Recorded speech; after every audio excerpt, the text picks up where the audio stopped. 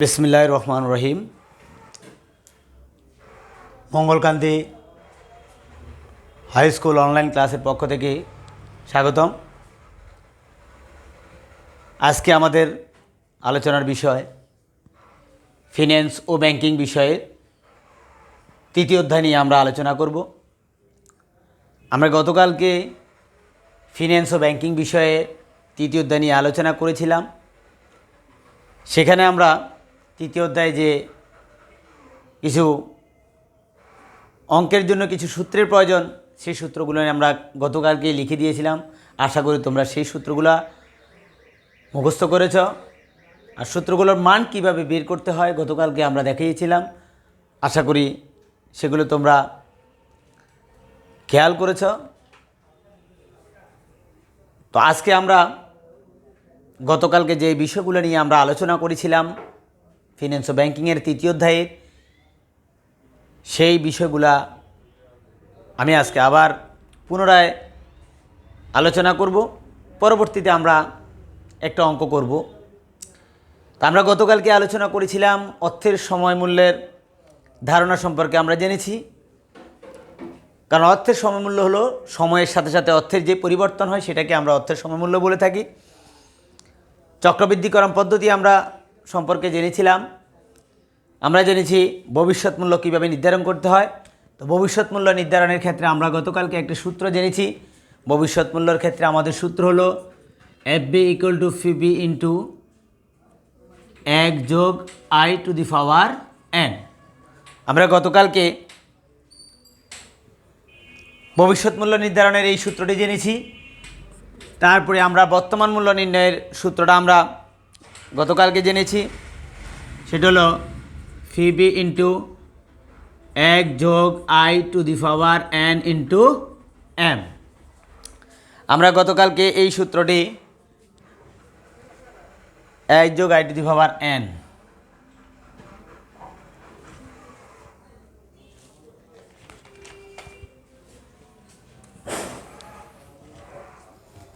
FB into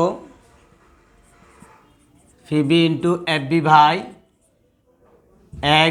+ I⁴n আমরা গতকালকে জেনেছিলাম। এরপরে আমরা জেনেছি কিভাবে ভোক্তার ঋণ সম্পর্কে আমরা জেনেছিলাম। প্রকৃত সুদের হার কীভাবে নির্ণয় করতে সে সম্পর্কে আমরা জেনেছিলাম। তোমরা এই অধ্যায়ের সবচেয়ে গুরুত্বপূর্ণ যে বিষয়গুলো তোমরা খেয়াল করবে সেই বিষয়গুলো হলো আমরা যেই FB, FB, IN, EAR এই জিনিসগুলো আমরা সূত্রে লিখছিলাম। সেগুলাতে তোমরা এগুলার মিনিংটা যদি না জানো তোমরা কিন্তু অঙ্ক করতে পারবে না। কারণ এই মিনিংগুলো জানতে হবে। আর এই মিনিংগুলো জানা মানে তোমাদের দুই দিকে কাজ দেবে। একটা হবে তোমাদের অঙ্কের ক্ষেত্রে তোমাদের উপকার হবে, আরেক ক্ষেত্রে তোমরা এগুলা নৈর্ভিত্তিক আকারে যখন পরীক্ষা আসবে তখন তোমরা লিখতে পারবে। আমাদের নৈর্ভিত্তিক আকারে আসতে পারে আমাদের পিবির পুরো মিনিংটা কি, FB এর মিনিংটা কি, I বলতে আমরা কি বুঝাই, N বলতে আমরা কি বুঝাই, তারপরে EAR বলতে আমরা কি বুঝি। এই জিনিসগুলো আমরা ভালো করে আয়ত্ত করতে চেষ্টা করব। কারণ এগুলো যদি আমরা না জানি আমরা নৈর্ভিত্তিকে আমাদের অনেক সমস্যা হয়ে যাবে। এবার আসো আমরা একটা অঙ্ক করি। আমরা 2019 সালের যে প্রশ্নটা 2019 সালে ঢাকা বোর্ডে এসেছে, আমরা আজকে সেই অঙ্কটা সলিউশন করে তোমাদেরকে দেওয়ার চেষ্টা করব। তোমরা খাতা কলম নিয়ে বসো। আমি প্রথমে তোমাদেরকে সেই 2019 সালে ঢাকা বোর্ডের প্রশ্নটা আমি পড়ে শোনাচ্ছি। মিস্টার রহিম 10 বছর পর ফ্ল্যাট ক্রয়ের উদ্দেশ্যে 10 লক্ষ টাকা ব্যাংকে জমা রেখেছেন। আমরা 10 লক্ষ টাকা আমাদের এখানে মনে করতে হবে আমাদের সেই ব্যাংকে জমা রেখেছিলাম। ক ব্যাংক তাকে ত্রৈমাসিক চক্রবৃদ্ধিতে, ত্রৈমাসিক বলতে আমরা বুঝি সাধারণত 3 মাস, 3 মাস পর পর। ত্রৈমাসিক বলতে আমরা বুঝি আমরা 3 মাসকে, ত্রৈমাসিক বলতে আমরা সাধারণত 3 মাসকে আমরা বুঝে থাকি। ত্রৈমাসিক পদ্ধতিতে 6.5% 6.50% হারে আমাদেরকে কী দিবে, লভ্যাংশ প্রদান করার প্রস্তাব দিয়েছে। অপরদিকে খ ব্যাংক 10 বছর পর বার্ষিক চক্রবৃদ্ধি ক্ষেত্রে, তাহলে একটা ব্যাংক হলো ক ব্যাংক, একটা ব্যাংক হলো খ ব্যাংক। তাহলে ক ব্যাংক আমাদেরকে দেওয়ার প্রস্তাব দিয়েছে 6.50%, আর খ ব্যাংক আমাদেরকে প্রস্তাব দিয়েছে বার্ষিক, মানে 1 বছরে আমাদের 8% আর আমাদেরকে লভ্যাংশ প্রদান করার প্রস্তাব দিয়েছে। এখন আমরা আমাদের প্রথম প্রশ্ন হলো সুযোগ ব্যয় কী। সুযোগ ব্যয় কী, আমরা প্রথমে তোমাদেরকে ক প্রশ্নটা লিখছি। সুযোগ ব্যয় কি, ক প্রশ্ন। এখন আমরা সুযোগ ব্যয়টা কি, আমরা সুযোগ ব্যয় সম্পর্কে জানব। আমরা সুযোগ ব্যয় সম্পর্কে প্রথম জেনে নিই, সুযোগ ব্যয় কাকে বলে। সুযোগ ব্যয় কাকে বলে? কোনো একটি প্রকল্পে অর্থ বিনিয়োগ করতে হলে অন্য কোনো প্রকল্পে অর্থ বিনিয়োগের যে সুযোগ ত্যাগ করতে হয়। আমি কোনো একটা প্রকল্পে আমি লভ্যাংশ যেখানে আমি বেশি পাবো, আমি অন্য কোথাও বিনিয়োগ করার যে মানসিকতা, আমরা ওখান থেকে বাদ দিয়ে আমরা অন্য জায়গায় বিনিয়োগ করব। একটা সুযোগের জন্য আমি এক জায়গা থেকে ভালো সুবিধা পাওয়ার জন্য অন্য জায়গা থেকে যে সুবিধাটা ত্যাগ করব, তাকে আমরা বলে থাকি সুযোগ ব্যয়। এটাকে বলা হয় সুযোগ ব্যয়। আর আমরা বইয়ের ভাষায় লিখতে পারি, কোনো একটি প্রকল্পে অর্থ বিনিয়োগ করলে অন্য কোনো প্রকল্পের অর্থ বিনিয়োগের যে সুযোগ ত্যাগ করা হয় তাকে আমরা অর্থায়নের ভিত্তিতে আমরা সুযোগ ব্যয় বলে থাকি। এবার আসে আমরা খ প্রশ্ন আমাদের কি বলছে। খ প্রশ্নে বলা হয়েছে দীর্ঘমেয়াদী বিনিয়োগ অভিনব পদ্ধতি কোনটি ব্যাখ্যা করো। দীর্ঘমেয়াদী বিনিয়োগ,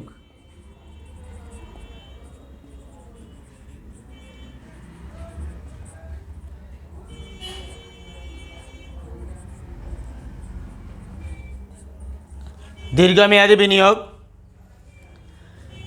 বিনিয়োগের অভিনব পদ্ধতি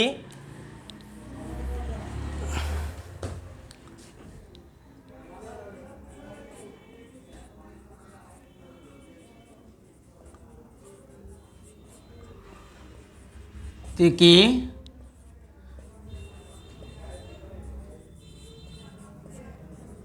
ব্যাখ্যা করো।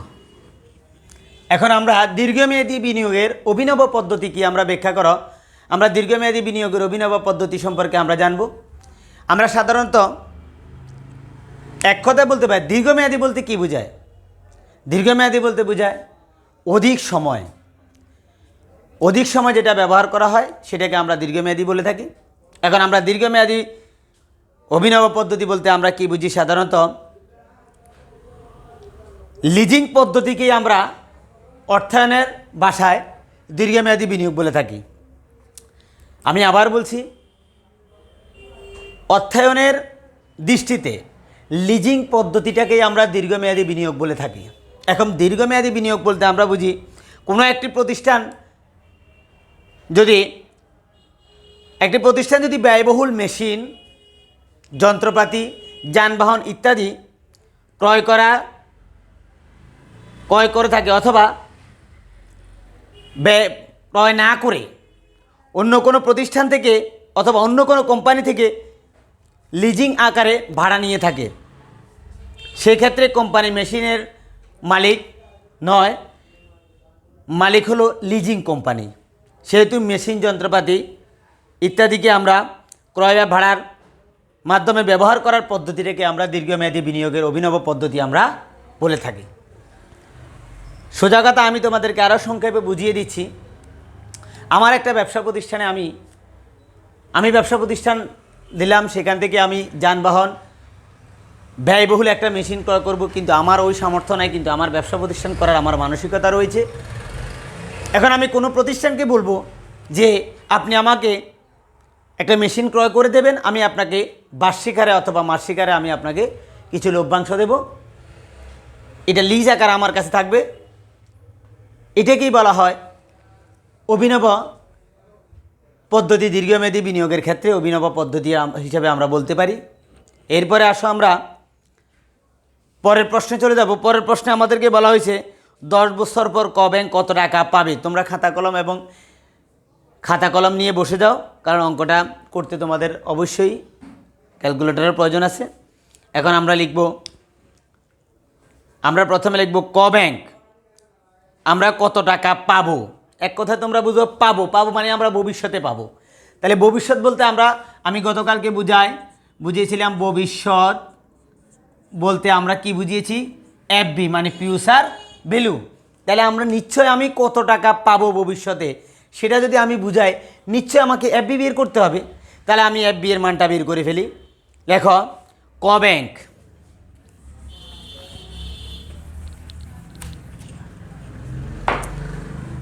ক ব্যাংক পাবে,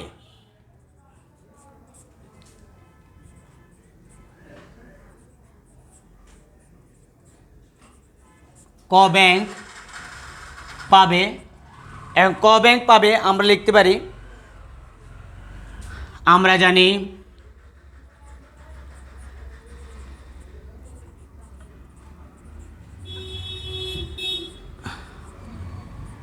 জানি এফবি ইকুয়াল টু, তাহলে আমি গতকালকের প্রশ্নে তোমাদেরকে বলেছিলাম এফবি এর মানটা কীভাবে হবে, ফিবি ইন্টু 1 যোগ আই টু দি পাওয়ার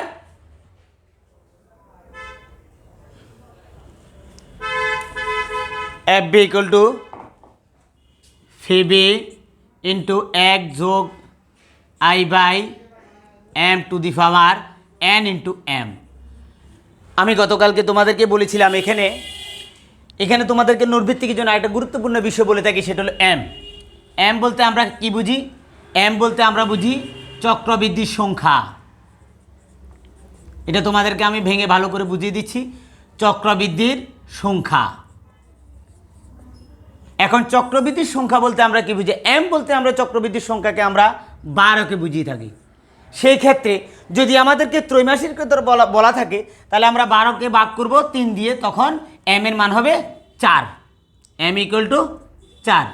আর যদি কখনো যদি বলা থাকে যে 4 মাস পর পর, তাহলে তখন আমরা 12কে ভাগ করব 4 দিয়ে, তখন আমাদের এম এর মান হবে 3।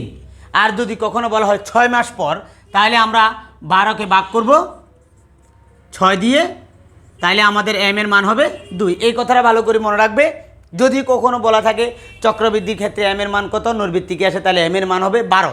আর যদি কখনো বলা থাকে যে এই প্রশ্নের আঙ্গিকে এম এর মান কত হবে, তাহলে সেই ক্ষেত্রে কত মাস পর পর আমাদেরকে বের করতে বলছে, সেই ক্ষেত্রে আমরা ওই মাসটা দিয়ে আমরা 12কে ভাগ করলে যা হবে তা হবে এম এর মান।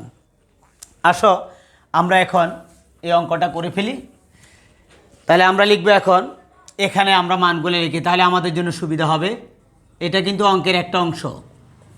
এখানে আমরা লিখব ফিবি, ফিবি এর মানটা আমাদের প্রশ্নে কিন্তু দেওয়া আছে। ফিবি এর মান আমাদের প্রেজেন্ট ভ্যালু কত দিয়ে দিছে, আমরা 10 লক্ষ টাকা দিয়ে দিছে।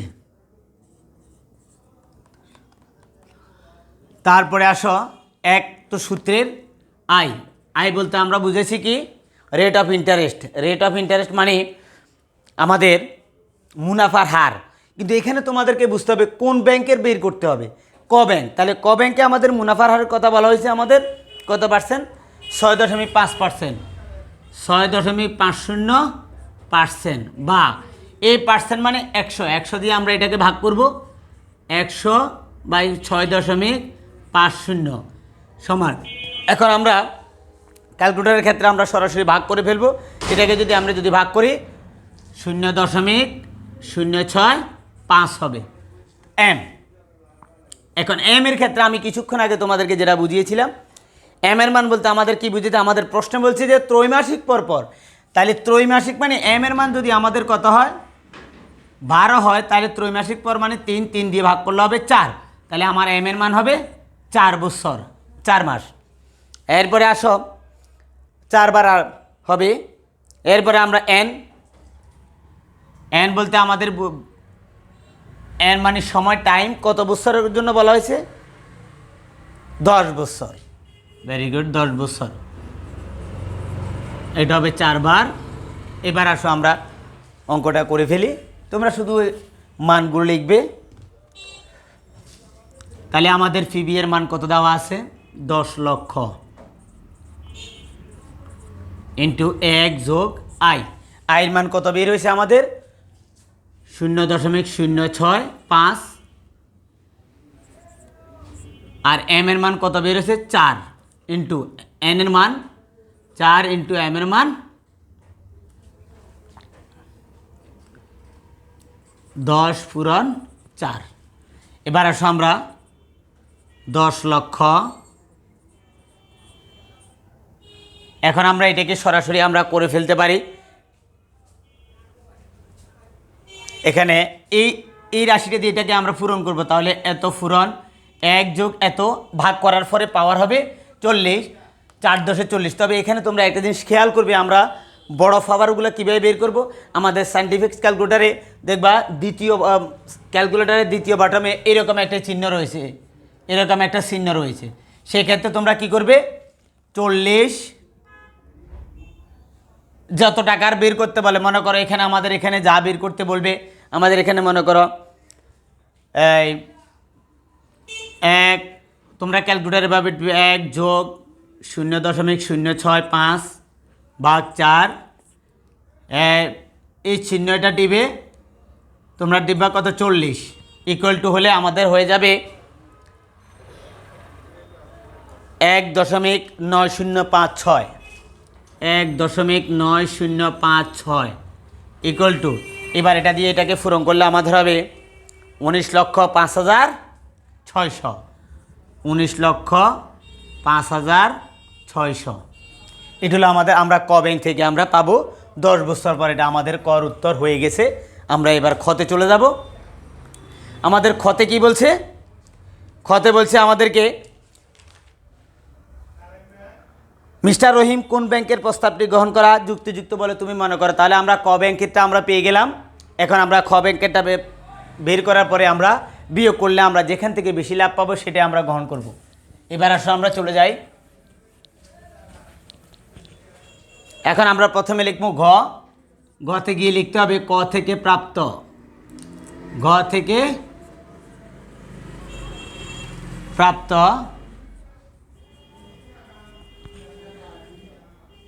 লভ্যাংশ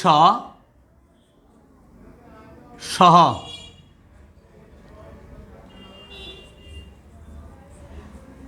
লভ্যাংশ সহ পাব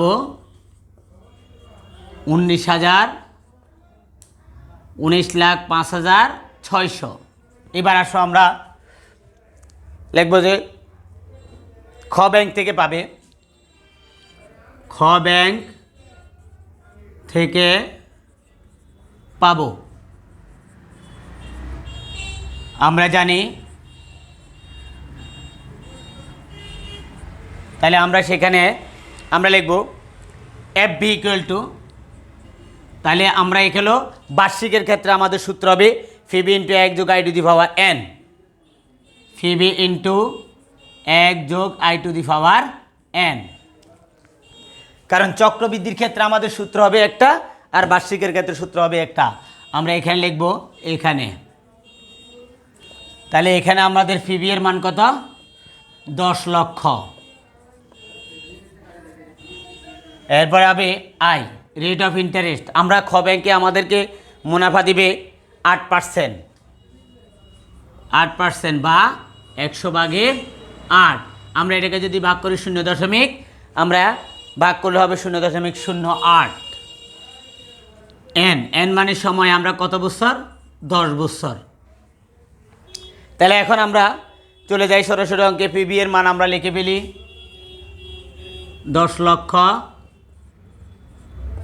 1 যোগ আই, আয়ের মান হলো 0.08, পাওয়ার হলো 10। এবার আমরা এখানে আগের মতোই আমরা করে ফেলি 10 লক্ষ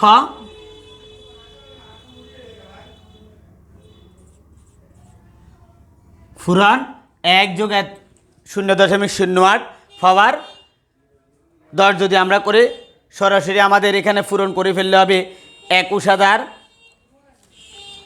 আমরা সরাসরি এখানে করলে 21 লক্ষ, আমরা এইভাবে 10 লক্ষ ফুরন 1 যোগ 0.08 পাওয়ার 10 ইকুয়াল টু হলে 21,58,925, 21,58,925। এখন আমরা দেখো কোন এটা গ্রহণ করা আমাদের জন্য যুক্তিযুক্ত। আমরা লিখব অর্থাৎ অতএব